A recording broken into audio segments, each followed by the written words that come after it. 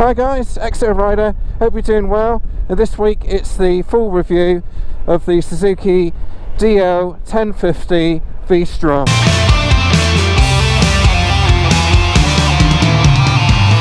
Right, so this is a bike I've been wanting to ride for a long time now actually. It also has a 650 variant as well, which is quite popular, and been around for donkey's years actually. Same as the previous 1000, but they just badged it different for whatever reason. Just for marketing reasons, I guess. So what's the first impressions? Well, it's a V-twin, twin spark per cylinder, and as you'd expect, it has got loads and loads of torque. It is very greasy today, so I've got to be a bit careful.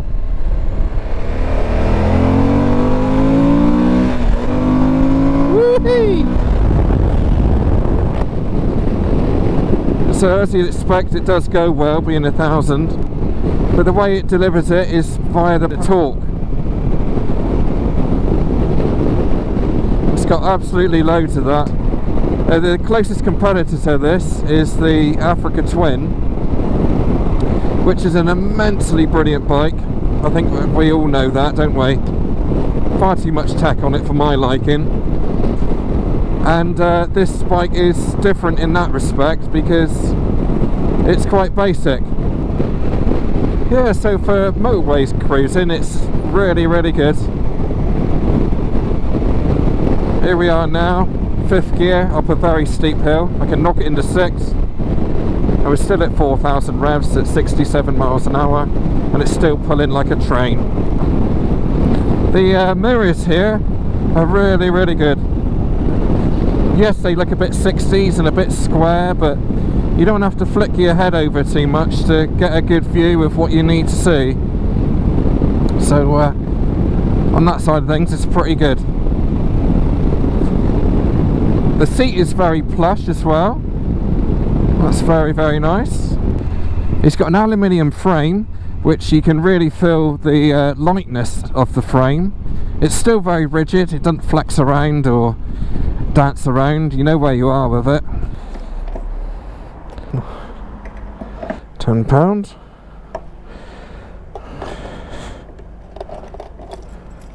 Done. Right, so let's see what it's like through town a minute. See how manoeuvrable it is. As I say, it's very light to be able to turn around. It's not particularly wide. I think it's about 880 millimeters wide, 870, somewhere around there. So it's not like some of the other adventure bikes where you got the massive great bars that are nearly 900mm and over.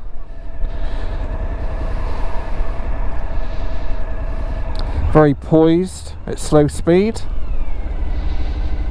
Very compliant, and like I say, you do know where the front end is on this bike, which does make a difference. Don't feel like it's a million miles away from you, even though it's got a 19-inch wheel. So once you get used to the bike and put some miles on it for filtering around the city and things like that, it's okay. You know, it's not bad. It's a little bit snatchy in first gear, but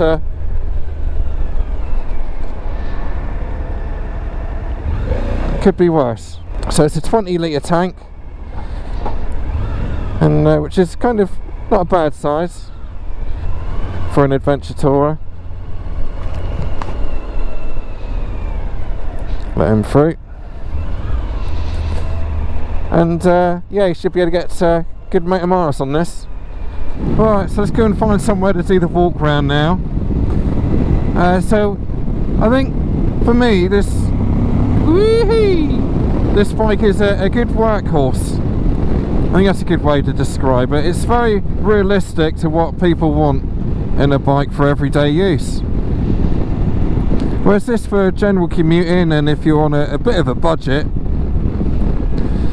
it's a good option. It really is. See, the gears are geared pretty well. Perhaps I would like a bit shorter gear in first, just to take that jerky clutch situation off of it, because the clutch is a little bit snatchy, so maybe a bit shorter there, but it is just a good strong motor, you know. It's got a lot of power down low. That's exactly what you need for road riding. I must admit, I think if I was on the market for an Africa Twin or a 900 Tiger, for example, that's another good bike. You know, it's quite a competitive place as well in the market. It would definitely need to be on the short list, this one. Okay, so to run you through some stats, this is the base model that I've been riding today. It's 1037cc. The baseline model is £9,999, 10 grand. And that doesn't come with any of the glitz and glam that the XT version does, which costs 11,300.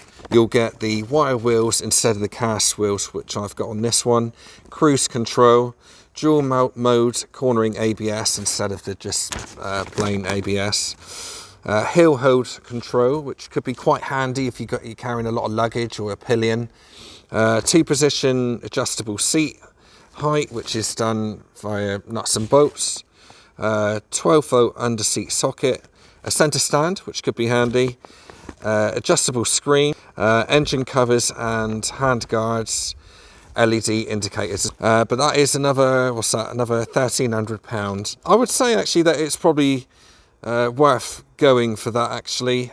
This model, although it does what it says on the tin, so to speak, it does still feel a little bit on the basic side. The seat is fantastic, very, very comfortable.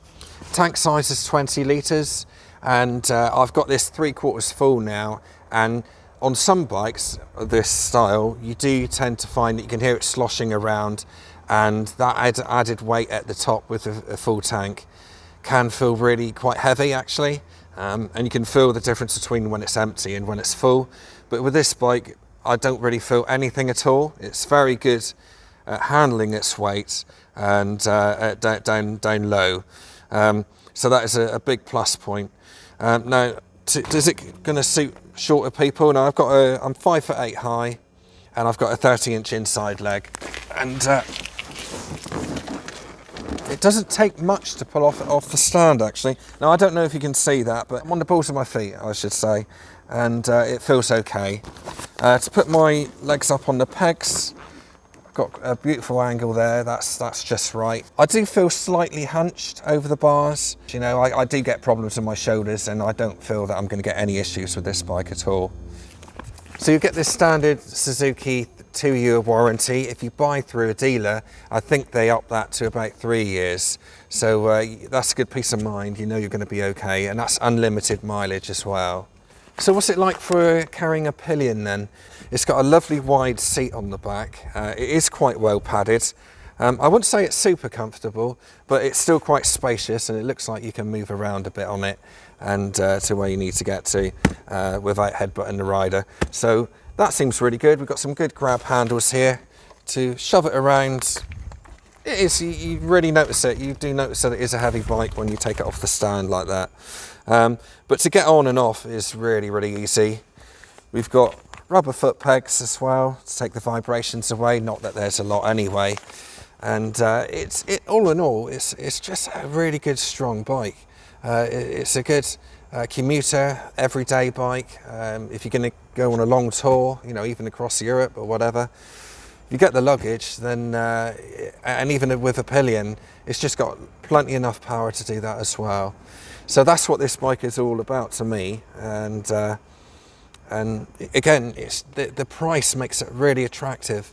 I mean, I can't. There's always that ceiling, isn't there, with like a 10k bike and above. As soon as you start going into 12 grand, there's a psychological thing which you think, oh my god, this is, you know, this is 2 wheels, and is it really worth it?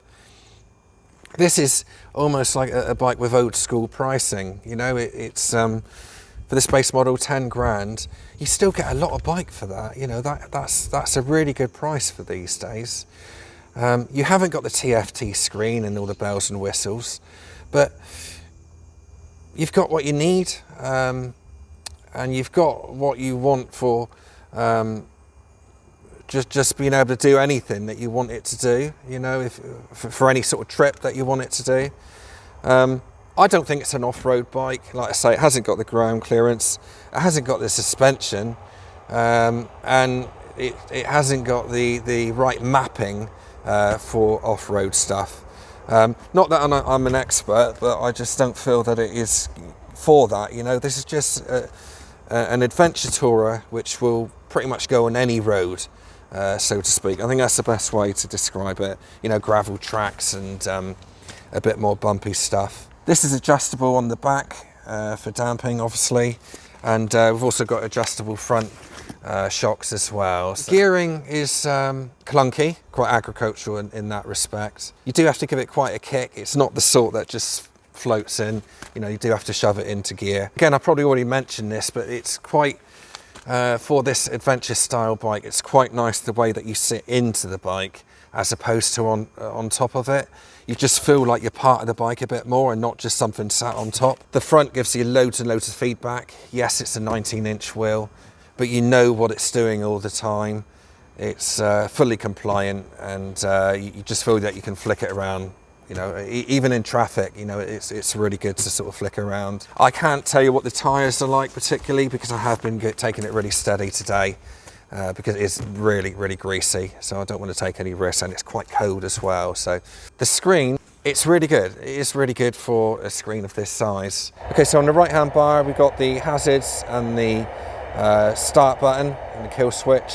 The left-hand bar, I've got the mode selector, up, down, torque control, indicators, and the horn. Quite a light clutch, it's not bad at all. If it feels a bit of a reach to me, maybe I'll need to adjust that, but yeah, it's quite a nice light clutch, that, considering it's 1,000. As with all these adventure bikes, 1000cc and above these days, it is quite a lump. I can tell you that the XT version, with the wire wheels and all the bits and bobs, is 247 kilograms, so it's quite heavy, but again, you don't really notice that, not until you're pushing it around. That's the only time that when you push it like that to get it off the stand, that it feels really heavy. One thing I will say with this bike is that when you're at standstill at the traffic and when you need to get your feet down, I find that these pegs are right in the way of where you need to put your feet.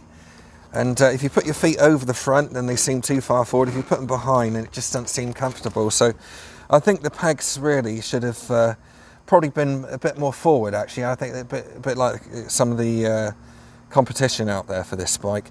And the pegs you'll just get used to. But apart from that, it's a bloody good bike. It really is. It's a really, really good bike.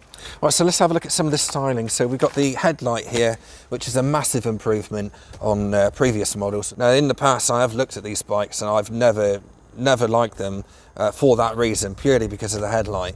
But this new one does look really good, actually. It's a handsome looking thing. And although, yes, it's a bit on the retro style, it still does look really good, I think. This is available in many different colours. For me, I'll probably go for the red and white one, I think. Although, actually, having said that, I do like the yellow and blue one as well. Again, I'm in that target market, really. I'm 43. That yellow one with the blue seat just takes me right back to when I was a kid. And yeah, it looks really good. But yeah, I'll probably go red and white now. Engine-wise, you've got that massive, great V-twin in behind there. Shame you can't see it a bit more really, but you can see one of the cylinders there. They're ready to go. The braking is brilliant. It's very good indeed. Even the back brake. It's nice to ride a bike that's got a decent back brake for a change. That's pretty obedient, and the front brake is pretty sharp without being bitey. Absolutely spot on that side of things. Very good. So we've got a gear indicator here, a rev bar, temperature gauge there. This is all the Suzuki, I'm going to have to put it up on screen, I can't remember now, whatever they call it, for the traction control 3 levels, and also the power modes here as well. Okay, so down on this side, I've got a clock there, the air temperature, a battery voltage indicator, miles till we're going to need fuel, which is saying 179 miles, and obviously the mileometer there, and that's your speedo there. Very prominent, tells you what you need to know. Right, time to get back on the bike and have another ride. Right, before we get cracking, Let's show you this easy start system, so you don't have to hold the button until it starts. It will literally just push it once and it will do it itself. Let's have a little listen to that V-twin in all its glory. Quite a big exhaust there. Obviously it's Euro 5 compatible.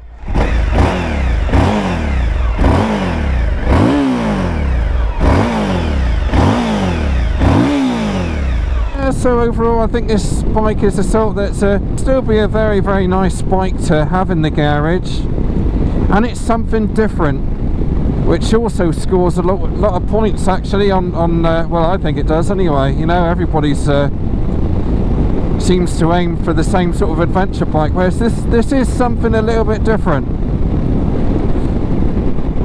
Not to mention you can have a few more quids in your pocket by the time you bought yours compared to other brands. I would certainly be interested in trying the Tiger. I mean, obviously that's a 900 and people are putting it in the same league. I don't think it is. 100cc does make a huge amount of difference. But yeah, it's been nice having this bike. It's very interesting. I think that all those years ago I wanted to try a DL1050 and I never had the chance, and here I am a few years later, well, long time later, let's say 10 years later, you know, on 1,000. Brilliant. Alright, there you go folks, that's that review done. Hopefully it'll come out alright. I'll find out when I get home. It's nothing worse than when I first get in the door and I just want to plug all my gear in and check that I've got everything. Nothing worse than when you haven't got everything, I can assure you, because getting hold of the bikes is not easy. Thank you very much for watching, guys. Thanks to Bridge Motorcycles in Exeter. I had my bike in for MOT today, so I think it's going to go right straight through, hopefully. I'll find out any second now. They will be opening back up. They are open now, and obviously with the restrictions and you need a mask and all that type of thing, but yeah, it's been a good little bike, this Suzuki 1000. Very respectable indeed.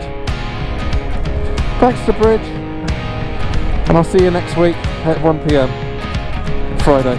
Forever young, or am I faking? On the tip of my tongue there's a sarcasm waiting for you.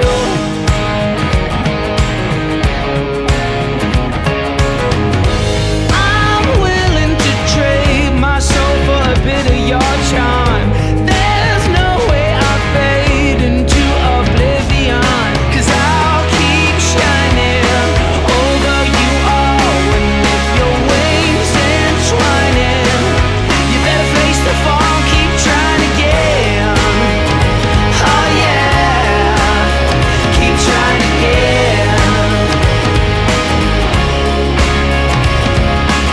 There's mud on the floor, desperate people trying to get through the door, although the room's already crowded. But I'll keep shining over you all, and if your wings entwining, you better face the fall, keep trying again. Oh yeah, keep trying again. Zeros, everybody's trying to be heroes, when all they have to say to be okay is I don't know. And keep trying again.